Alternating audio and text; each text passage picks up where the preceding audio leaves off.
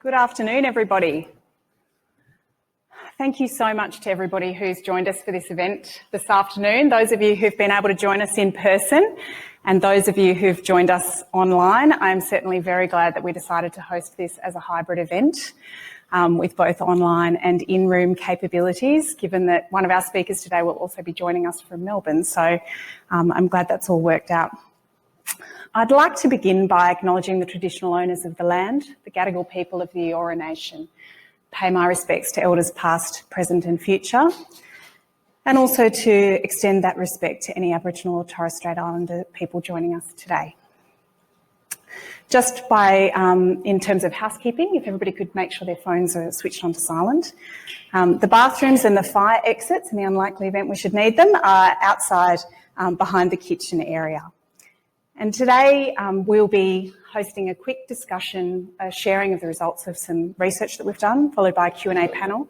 And there'll be an opportunity at the end of that for you to ask questions both from the floor and online. We'll be able to take both of those. So have that in mind as we're going through the information we'd like to share with you today. At Challenger, our purpose is to provide financial security for a better retirement. And we recognise that one of the keys to achieving that financial security is being able to work for as long as you choose. So in 2019, we embarked on a strategic community partnership with COTA New South Wales with the joint goal of improving access to employment for mature workers. The first phase of this partnership has been to undertake a major research study to understand the experiences of older workers and the perceptions of employers, so that we can have a deeper understanding of what barriers there might be to employment for older workers in Australia. Supporting mature workers and increasing their participation isn't only beneficial for their well-being, but also contributes to their financial security by allowing them to work for as long as they choose. It's good for everybody, for the community, for business, and for the economy. And that's why I'm so very excited to have this piece of research to share with you today, in the hope that it provides a foundation from which we can build better outcomes for workers of all ages. To share that research, I'm very pleased to introduce Keith McGowan from Newgate Research, who undertook this research project for us. Keith is a director at Newgate Research, who were engaged under the partnership with COTA New South Wales, and he's joining us from Melbourne today. Hi, Keith. Hi, Michelle. Good afternoon, everybody. Thank you, Michelle. And can I start by also saying thank you to your colleagues at Challenger, Jodie and Karen, as well as Megan at COTA New South Wales and the steering committee for their support and guidance throughout the research process. Newgate Research was proud to work on such an important study, and I'm pleased to be here with you today, albeit virtually, under the circumstances, to take you through a brief overview of the research findings. There is more detail in the report which those in the room have on their chair and which can also be downloaded from Challenger's website. The research was carried out throughout 2020 and it comprised online surveys, qualitative group discussions and workshops with older workers and job seekers. And when we refer to older workers, we're talking about anybody aged 50 years and above. That was the threshold that was set by way of definition. We also included younger workers and employer representatives from small, medium and large businesses in New South Wales. The workers themselves came from a diverse range of industries and types of workplace. I'm going to cover three main areas. Firstly, what is the workplace experience like for older workers? What supports do older workers want from their employers, and how are employers currently doing in this regard? And thirdly, what is it like to be a mature age job seeker? Starting with experiences within the workplace. The older workers that we heard from were happy to be working, at least most of them were. Indeed, they reported a higher level of overall satisfaction with their job compared to their younger counterparts. However, there were some aspects where they were less satisfied and in some cases felt that they were treated unfairly. They felt as though they did not have the same access to training or to opportunities for career advancement due to their age. They often felt excluded from the social aspects of work, both in terms of formal events and the informal friendships and interactions that happen on a daily basis within the workplace. And this could lead to feelings of isolation. And they noted that there seemed to be greater leniency and empathy shown for parents of young children than there was for those who needed flexibility or time off to look after elderly parents or to care for others or to manage their own health and well-being. There was no doubt that older workers have certain strengths and positive traits. Most notably, their depth and breadth of experience, both in terms of professional experience, knowledge and expertise, as well as their general life experience was widely recognised. So too was their reliability, resilience and loyalty. However, some negative stereotypes seem to perpetuate, especially this idea that older workers have difficulty keeping up with new technologies, and the belief that they are set in their ways and resistant to change or uninterested in learning and development. And it's important to note that these negative attitudes and beliefs were most pronounced among the younger workers that we surveyed. The employers that we spoke to largely rejected these beliefs. One of the most striking statistics coming out of the survey data was this. Only 4% of employers reported being aware of age-based discrimination occurring within their business. However, a full third, 33% of the older workers that we surveyed reported that they had been discriminated against because of their age, either within the workplace or during the job seeking process.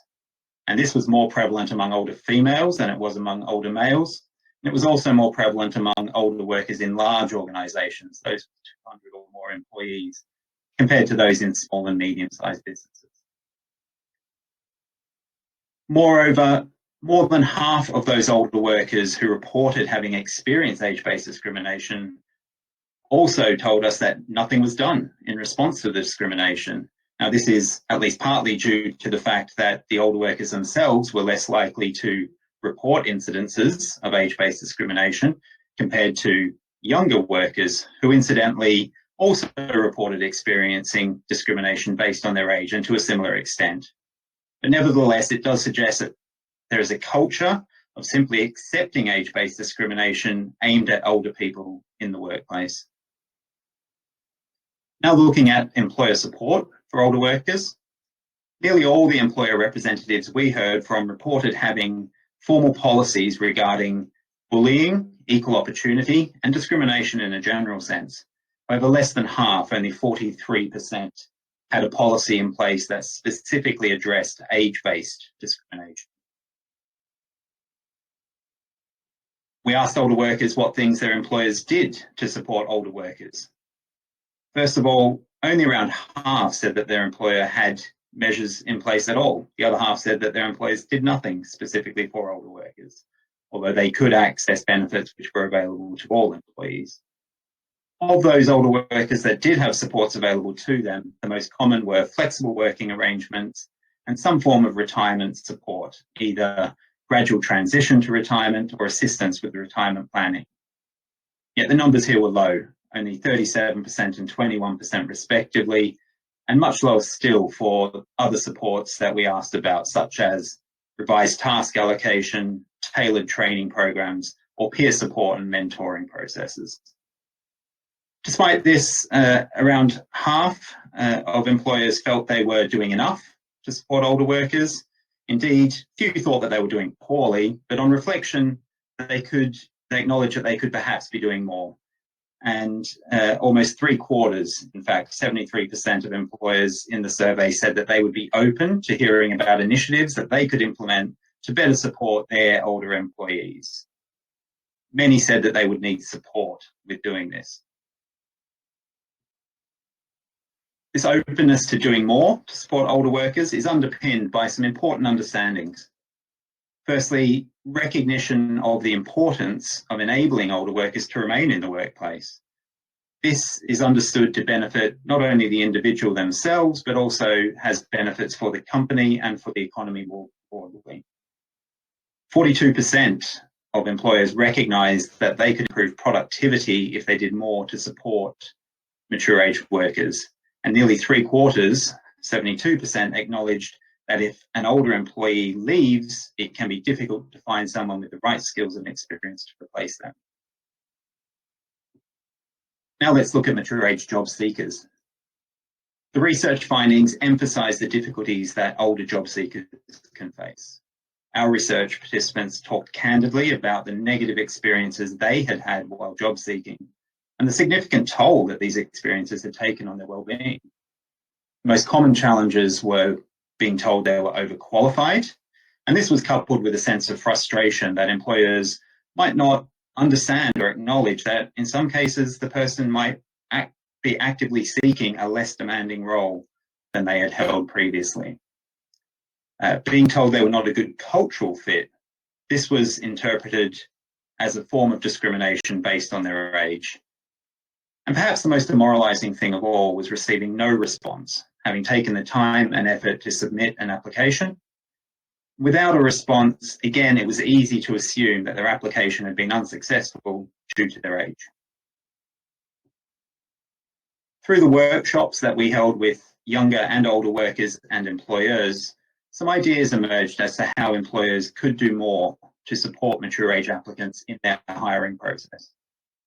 This could be achieved by emphasising role flexibility and the importance of soft skills, indicating to potential older applicants that they might be able to have the flexible arrangements that they seek and that their broad professional and life experience would be valued. Allowing job applications via offline channels. This was something that was especially important for older job seekers in non-technical careers. Having diverse interview panels to overcome the potentially awkward dynamic in interview settings. And more than anything else, overtly stating that mature age applicants are welcomed and encouraged when writing job positions. So bringing it all together, what do older workers and job seekers want from their employers and colleagues? They want flexibility, to do fewer hours, to undertake tasks that suit their abilities and interests, so that they can manage their own health and their other responsibilities while remaining in the workforce. They want recognition of their skills and experience, in a broad sense, the wisdom of time that they can bring to the workplace. They want the same level of access to training and development that they see their colleagues getting, so that they can stay up to date with evolving technologies and workplace processes. In some cases, this might necessitate a tailored approach to how the training is delivered. They want support and guidance where possible as they start to consider retirement, ensuring that they have appropriate information and plans in place to achieve their financial and wellbeing retirement goals. This was an area where employers were most likely to say they would need support. And probably above all else, they want to feel included and to feel valued. I'll finish by sharing a few of the many rich sound bites that we collected during the research, and these emphasise some of the themes which I have discussed. The importance of flexibility, recognition of skills and experience, and the desire to be given a chance to show what they can bring to a workplace. Thanks for listening. I'm happy to take any questions that you might have about the research in the upcoming discussion, and I'll be on screen to do so. Thanks, Michelle. Thanks very much, Keith. That was a great overview of the research. You all have a copy of that report, and as Keith said, you're able to access that online as well.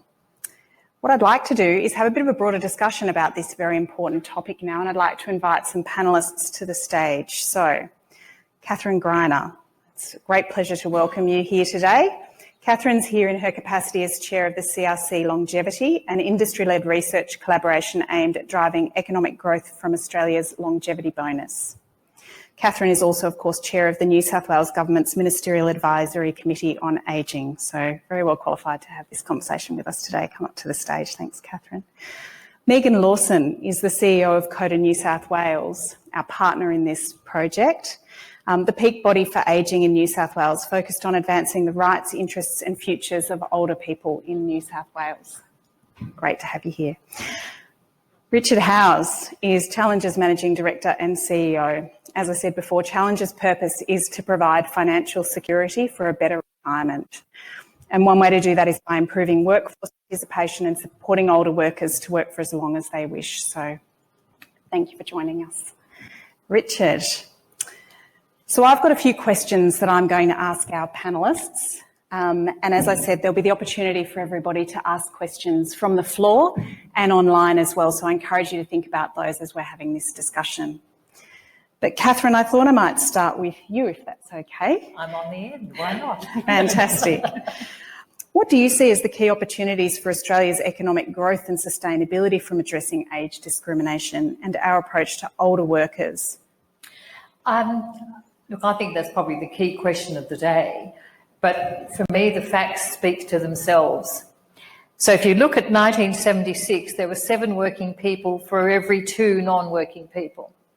That's 1976. And in my world, that was yesterday. 2016, it's 4 working people to 1 non-working. 2056, it's 2 working people to 1 non-working person. So that if you're in business or if you're in government and you're designing policy, that tells you everything you need to know. One of the other issues we've got is the issue of immigration. Every year, 200,000 people came into Sydney, 200,000 people came into Melbourne, and there's your growth. So there's the housing, there's the employment, there's the jobs, there's the money circulating in the economy. It isn't happening, folks, and it's not going to happen for a very long time.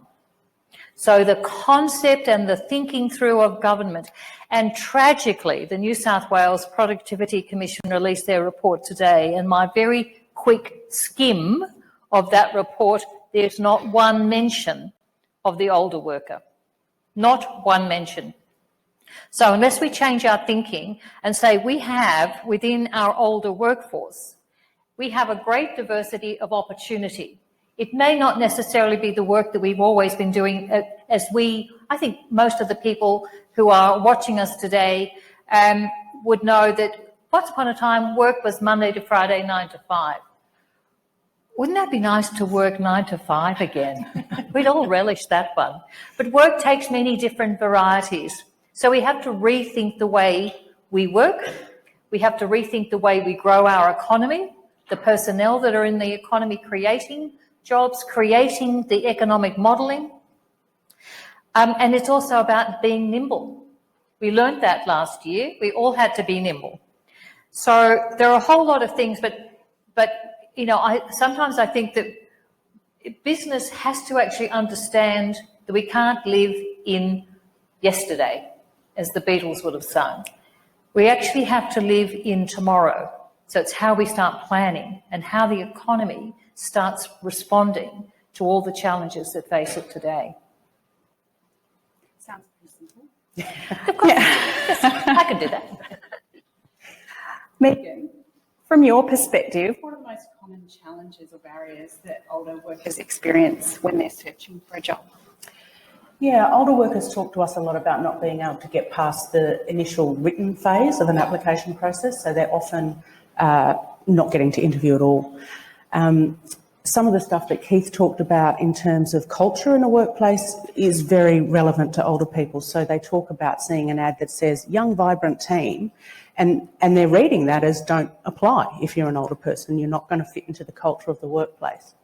And so I think they're the 2 really big things, that there's a lot of issues around language and thinking about how you want to include people. Keith also mentioned things like having a diverse panel or a diverse recruitment panel. So there's lots of different people looking at those applications, or, you know, an array of people on a panel. And I think that can help people feel more comfortable about it. But I do think some of what Catherine's saying is correct, that if you are, you know, a business and you want workers in the future, you're actually going to have to look at specific ways to attract older people and make sure that those processes are in place to do that. What about in terms of retaining those older workers? Do you think that that's something that businesses need to focus on more as well? Yes, I don't think that most businesses keep good records of this kind of thing. So you notice increasingly in businesses that people will either have diversity targets or at least be measuring the kind of diversity of their workforce. However, that doesn't seem to extend into older people, or age diversity at all. So people might count the number of people from different backgrounds. There's an emphasis in some roles on getting Aboriginal and Torres Strait Islander people into employment, but there doesn't seem to be any kind of, concerted effort to really think about the age of workers and getting people employed. So when people are in work, what they're then talking about is not necessarily having the same access to things that other workers might have. So Keith again touched on flexible workplaces. Lots of older workers say that in their experience, they see younger people having access to that kind of benefit, if you like, in a workplace, particularly people who are parenting and who obviously need that flexibility. So it's not to suggest other people don't need it, but just making sure that, the whole workforce feels like that's something that they can benefit from and that they're able to access as well. I think, caring responsibilities for kids is very important, but many older people have caring responsibilities that go across generations. We certainly have a conversation in my workplace a lot about people who are squeezed, who have care responsibilities for ageing parents. They also have care responsibilities for their own children or for grandchildren. And so they're feeling very, pushed for time. Flexible workplaces can help all workers, not just parents. Fantastic. Richard, why is this such an important focus area for Challenger?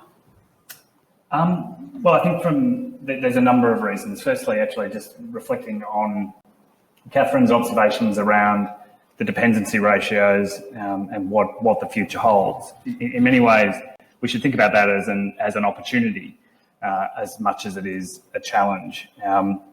And it's an opportunity to harness the insights and perspectives from an entire cohort of potential workers that we can seek to retain and recruit that we may otherwise miss out on their perspectives and so forth. And I think the benefit to an organisation like Challenger or more broadly to any organisation is one of diversity. We know that a diverse workforce contributes to more creativity, better decision making, because we leverage the perspectives, experience and expertise of a wide group of people. And unless we take the opportunity to do more to retain an ageing population in our organisations, we miss out on that opportunity.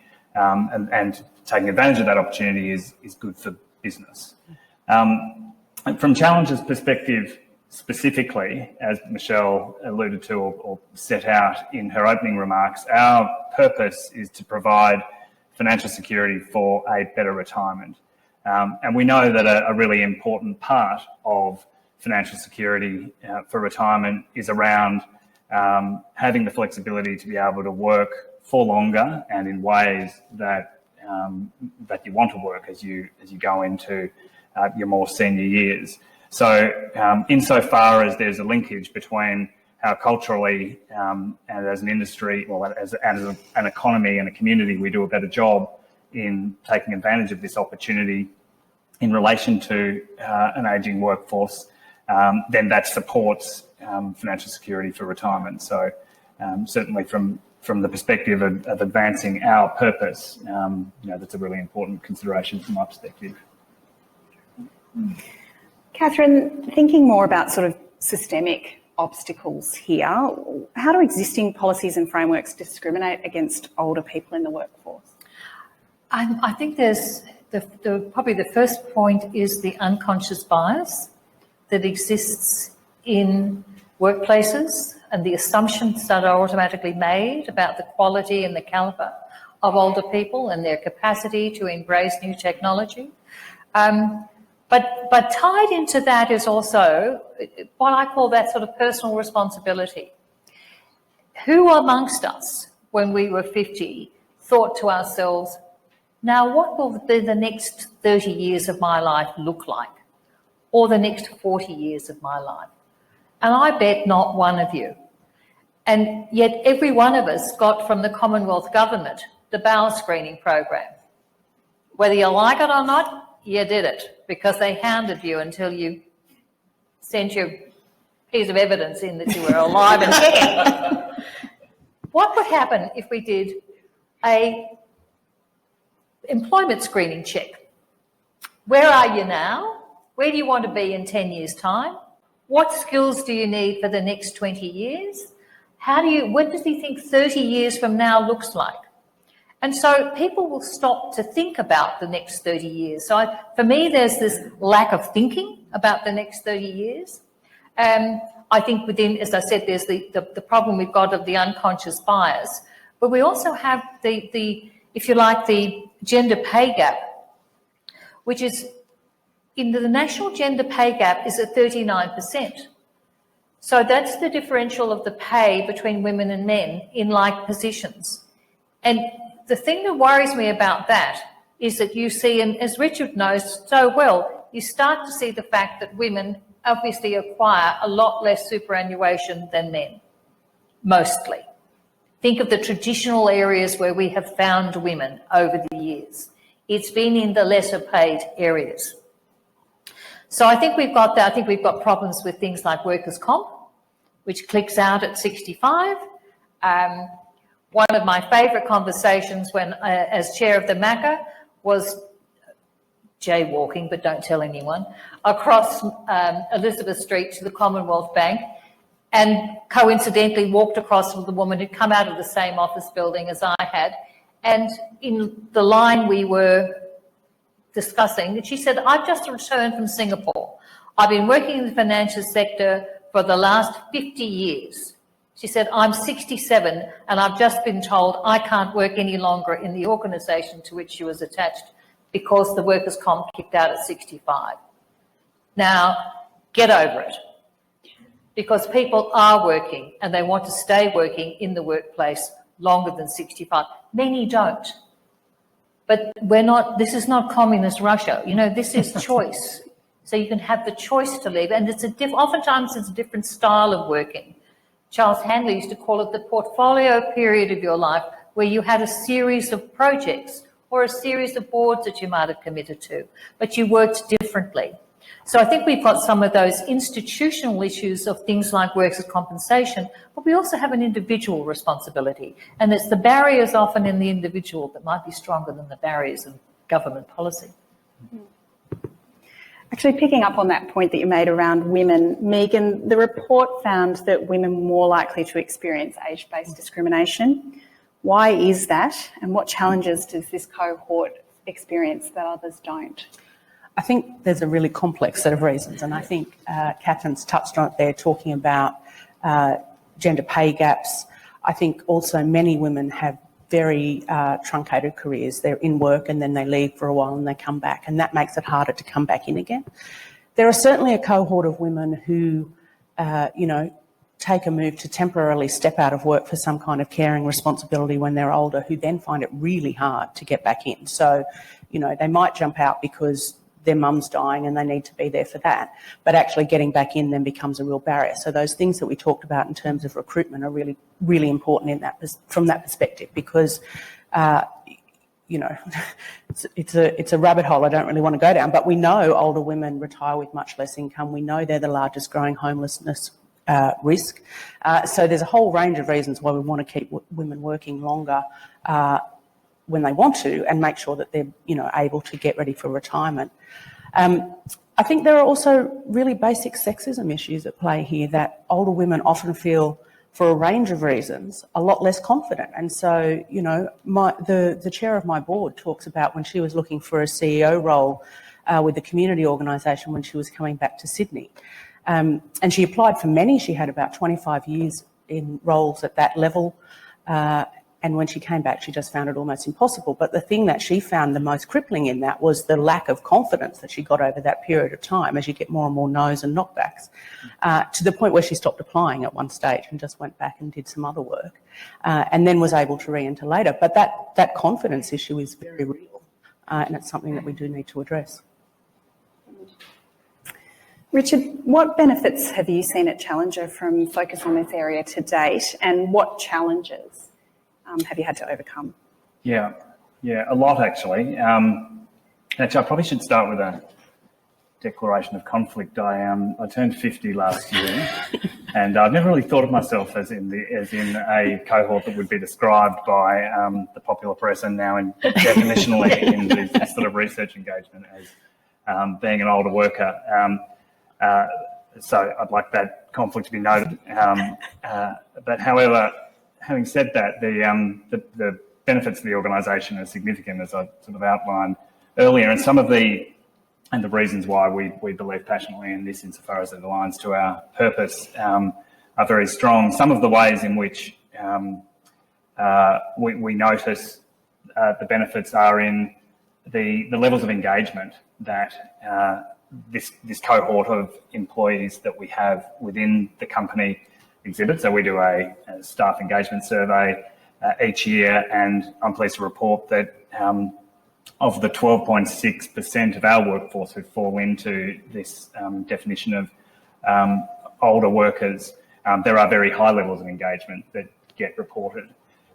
So that obviously produces benefits to the business more broadly. So that's one thing I'd call out.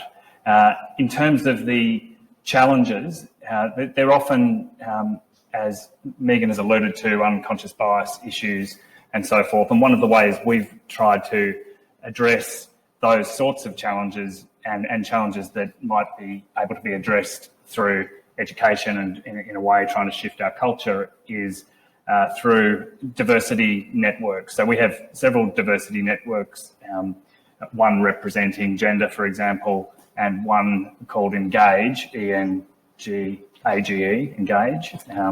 So it's a nice branding, who advocate for our older employees, and that works really well because it's a network that is of our people, that aims to educate and inform our people more broadly. So other challenges are obviously around ensuring that we take other steps to overcome unconscious bias, whether that's making sure interview panels are appropriately reflect diversity and so forth. So there are definitely many challenges, and I'm not here to say that Challenger has figured all of those out, but I am here to say that it's important not only for the economy more broadly, as Catherine has alluded to, but also provides benefits through diversity to companies more broadly, and for us, benefits insofar as it takes us closer to our purpose of financial security for retirement. And it also provides an opportunity for us to be more in tune with our target customer base. So the more similar we can be to our customers, the more we can identify with them, and therefore the better job we can do in developing products and services for them. I've got a question from online, which, Keith, actually, it might be a good one for you to answer. What was discovered about the impact of living longer on what younger people seek in a work environment, given that we all become older workers eventually? And how have the common needs of older and younger employees been understood to reveal the similarities as well as the differences around needs, wants and pain points at work? Yeah, that brings to mind some of the participants we met during the research, and really they reiterated the point that I think Catherine made earlier, that people want to have the choice as to when they retire. We met people who, younger people who were adamant that they were going to retire at 50 and have made their millions by that point, and equally there were others who just wanted to remain engaged for both the intellectual stimulation, for the feeling of making a contribution, and to be in control of their own destiny. For others, it was a more pragmatic decision where financially they needed to remain employed beyond the traditional 65 age, 67 retirement age. Great. Let me just see. Yep, there are some questions from the floor. Let's. Oh, sorry, just so the people online can hear.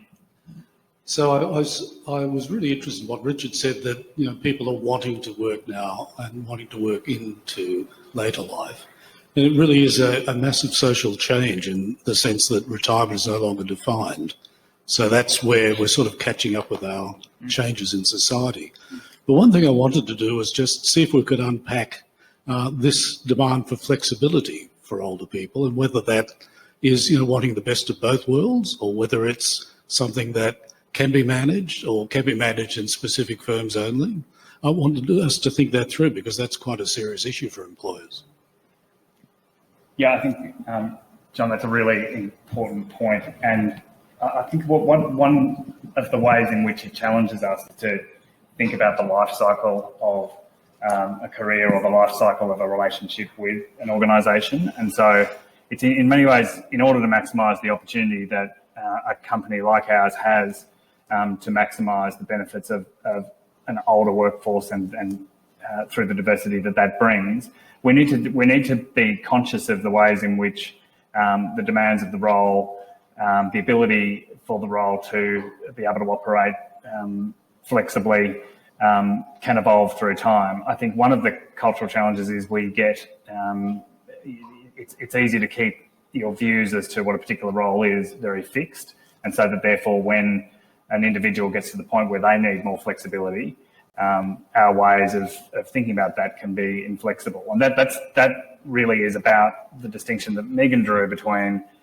recruitment and retention. That retaining older workers is as much about figuring out how your organisational design can work in a way to accommodate the needs and wants of that cohort of workers. And that's with a view to benefit in both directions. It's not doing anyone any favours. It's about things which are good for business through maximising that diversity opportunity. Can I just respond in that too, Richard? Because I think what have we learned from COVID? And you'll love the word, and you've never heard it before, and it's called pivot, or else you're on mute. But if business hasn't worked out, all businesses haven't worked out today, that they have to be they've got to be innovative, they've got to be nimble, and have to be agile. So it comes to your point about, the roles that have traditionally been done. If you're still doing the same job in the same way, 20 years, I used to say that to teachers. If you're still teaching the same way that you were teaching 5 years ago, get out of the classroom, move. And we saw in the education sphere how teachers who were, had one principal say to me, I did have to stop one of the teachers taking the whiteboard home with her. No, you don't stand in front of the classroom with the whiteboard behind you. The teachers all had to pivot. They all had to suddenly deliver the line. And this was no small step. This was huge what they achieved. And I think if you can turn the ship of education around like that, then every other business has that agility to do that.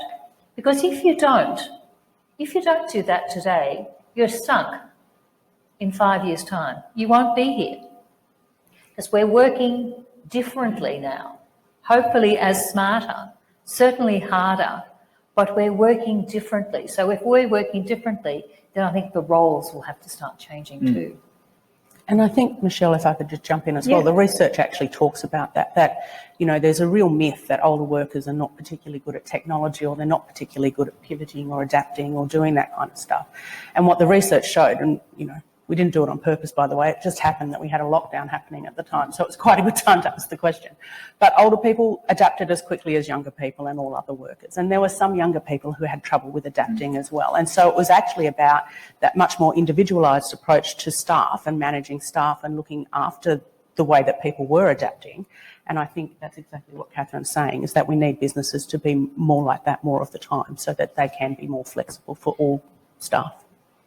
Yeah, I was talking to one of the banks the other day, and in an old building that used to be a bank, but we're just there's a hiatus period where you have the growth of the older person who was around when they had dial-up telephones. And that includes me. But they didn't grow up with computers, they didn't grow up with a mobile phone. So there's just this period of time, and then that will pass. And so you'll get the next lot of the 60s, the 70s and the 80s will actually be very tech savvy. So that the concept that older people shouldn't or couldn't or can't adapt in a workplace because they're technologically savvy will be gone in 5 years' time. So you can see the speed and the pace that we're at. And if we don't get our thinking right today, then we're really going to do our businesses a great disservice. Couldn't agree more. And I think, as well, if we're only selecting for technical savvy, we're missing out on different perspectives, because there's a certain narrowness of attitude that comes with being really good at that, good at technical things. And in many ways, when I think about the engagement that we have with our customers, that's got nothing to do with technical savvy. In many ways, that's a whole different set of skills. So, we certainly, I totally agree with you that perhaps we're in this moment in time where, yes, I remember a rotary dial telephone as well, but and I remember that perhaps I was a little older than today's youth in terms of when computers came into my life, and perhaps it is a moment in time where even going forward we'll have tomorrow's 60-year-olds being just as technically savvy as today's 30-year-olds, but still it's about getting a broad cross-section of skills and perspectives. Yeah, on that same thing, I don't think it's technology we're getting more for. I think it's because of the behavioural side. I mean, looking at retirement. Retirement is about a lifestyle, not about money. The day that we get that was the day we change the whole conversation. But it's actually, I'm a product guy. Why don't we have product people with 60 and 70-year-old people in it? Because we're trying to sell to 60, 70-year-old people.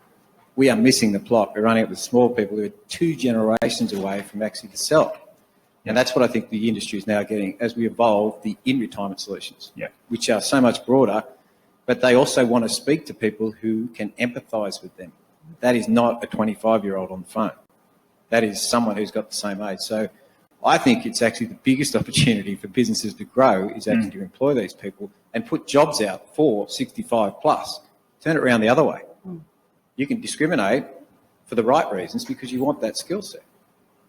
Yeah, I completely agree. It's not just about the those parts of the company that are facing customer. It's actually in the product design itself and in communication strategies more broadly. There's many ways in which being able to benefit from the voice of our customer or voices which are more proximate to our customers benefit us. We talk about building a customer-centric organisation, and what that essentially means is that all of us, no matter what we're doing, whether that's posting journal entries or being on the phone taking queries from customers, are able to do so with the customer front of mind. And we're better able to do that if we are more representative of our customer base. So certainly from Challenger's perspective, that's why it's an incredibly important initiative.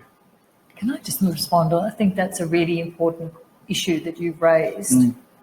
Because if you think about the financial abuse of older people, which is occurring, and it's usually within the family, and it's it's the reverse of the intergenerational wealth transfer. So I'll go and steal it from mum and dad. I'll just sign these papers here, or I'll send mum and dad to be the guarantor of a loan. It's somebody at the end of the phone. It's that human person at the end of the phone that's going to get a response, and it's that. That's a really important part of your business at the moment, is to be there for that person who calls to say, I think something's not right here. Another question from the floor.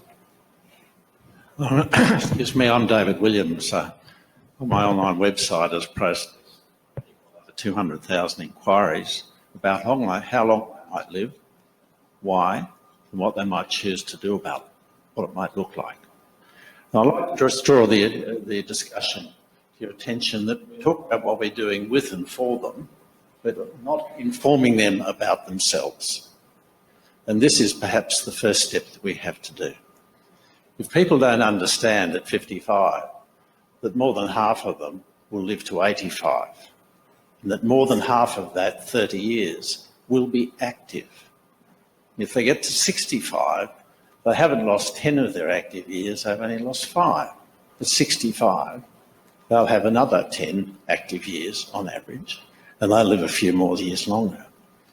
So we're not even dealing with a fixed view of the person, and neither are they dealing with a fixed view of themselves. So unless we help educate them to understand what their future might look like, then they will be getting more different as they get older, not more alike, which is why, as a byproduct, our aged care is so ineffective, because by the time people get there, they are all different from each other and need highly individual attention, which we have failed to give them. But I get back to my point, how do we proceed with this kind of self-helping encouragement with people who do not understand in any way, by and large, what their future might look like, both as to a time frame, as to their capabilities, as to their experience and the relevance? We're not focusing on it at all. We're trying to, and we're helping people to do it. But I think this is the big missing link in the aged care report, by the way, is that there is no suggestion of education for people to stay out of aged care. And in the same way, we're not educating them to realise that at 67, they have another 22 years to go on average, and yet we prescribe that that's the retirement age, because the latest retirement income review used that number as the most popular number. Why not, if you get the pension? So we really have to focus on people well before they get to this point of questioning what their future is and educate them accordingly. I'll jump in there. I think it's really tricky, David. I think it's really hard because the old club is not a club that people want to join very much. It's not particularly aspirational to think that you're going to be 85 one day. So I think that is really difficult. I think there are ways that workplaces can work with that they already have access to a range of people who are approaching those kinds of ages. And I think that's one thing, you know, a lot of older people talked in the research about having access to things like retirement planning and kind of help with thinking that stuff through. But I think Catherine touched on it as well. I have also turned 50 very recently. I don't even have my bowel cancer screening kit yet. It's possibly in the mailbox and I haven't opened it yet to look at it. I'm as guilty as anyone. That's right. I can't wait to get it out. Big plans next weekend. But I think none of us really want to do that, and so it's quite hard to address. When you're talking to young people about careers and that kind of thing, there's a real aspirational thing about I'm going to be 18, I'm going to be able to get a car and I'm going to be independent, I'm going to do all these things, and that's very different for older people. So I think that is actually a really hard nut to crack, that one, because I think people don't necessarily want to put their hand up and have that education. I think that we need to make sure that there are materials available widely, and there are when you go and look, but they're not up front and people don't see them when they need them. And I think we need to kind of think about how we destigmatise some of these conversations. You're unlikely to have a conversation like this with your manager if you say, well, I'm thinking that I might want to start working 3 days a week, that you might not end up unemployed. So I think, that kind of taking away that the threats that come with that discussion are an important part of that as well. Well, Will Burkett with Care and Living with Mercer. I've looked into this field for quite a while, and I found that another challenge is that the demographic story is well known. So what's the trigger for organisations to do more? I think necessary tools don't exist at the moment to help quantify what they're missing out on from a profitability perspective by not embracing and integrating experienced workers more. Did you come across this in your research or thinking about it in your program kit? What more can we do to help organisations understand the economic hit by not doing this, other than just thinking it's socially good to do? I think Keith can probably answer some of these, but I think one of the really strong messages out of the research is that organisations are not aware, and when you make them aware, they're willing to look at what the solutions are. But Keith would have better numbers, I think. Yeah. To the point I can. I showed a statistic during the overview of findings. When we put the idea to them, 42% of employers agreed that their business could improve productivity by retaining older workers within the workforce. And science behind that. That was a belief that they were willing to accept. But I think part of the challenge is to demonstrate that to employers, as you say, to put those numbers, and partly that's down to those ratios that we talked about earlier.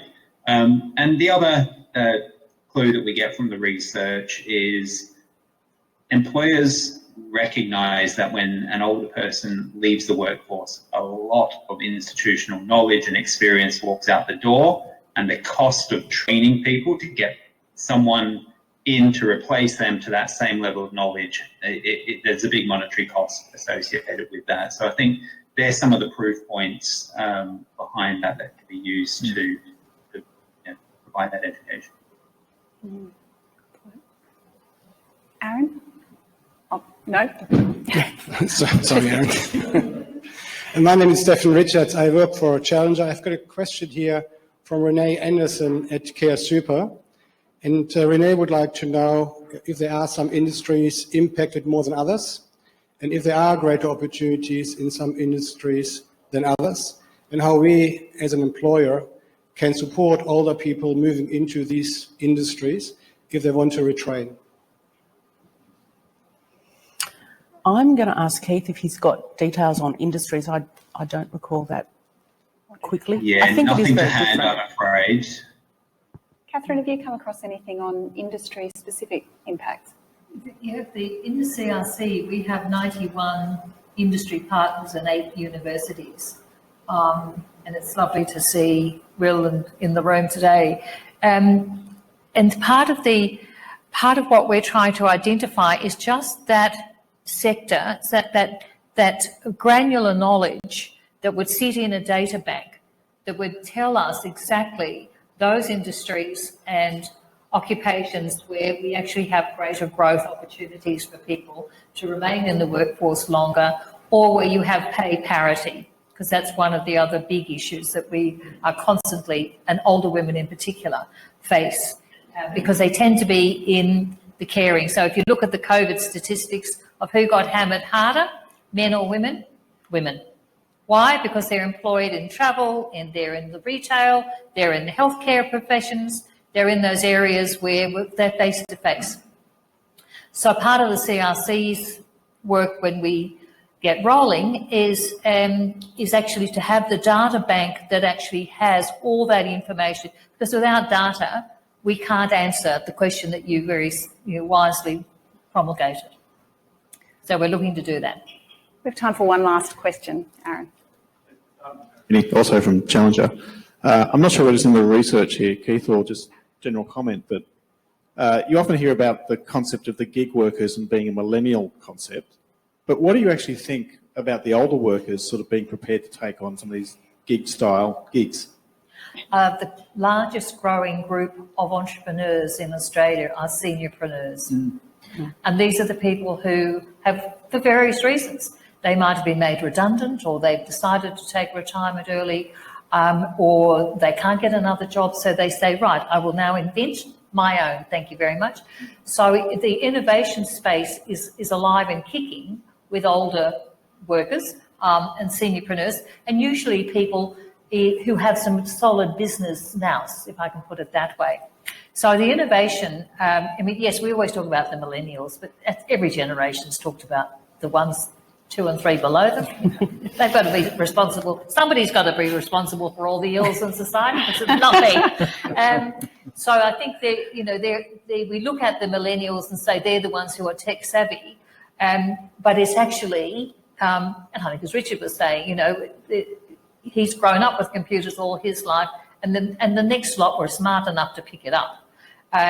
So I think that there's an element of watch this space, because some of the younger ones, what I've noticed in places like Stone and Chalk, is that there is now a wise head.